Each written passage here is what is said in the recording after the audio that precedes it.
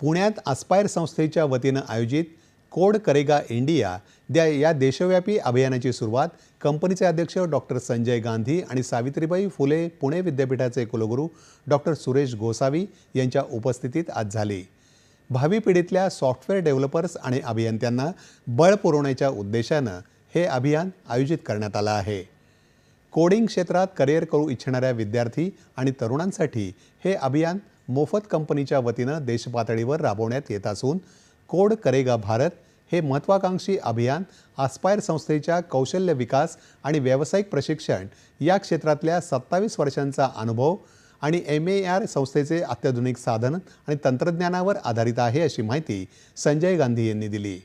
2023 ते 2028 या कालावधीत पदवी प्राप्त करणाऱ्या विद्यार्थ्यांना केंद्रस्थानी ठेवून हे अभियान सुरू करण्यात आलं असून तंत्रज्ञान क्षेत्रातल्या स्पर्धेसाठी आवश्यक कौशल्य विद्यार्थ्यांमध्ये विकसित करण्यावर अभियानात भर देण्यात आला आहे, असं त्यांनी सांगितलं।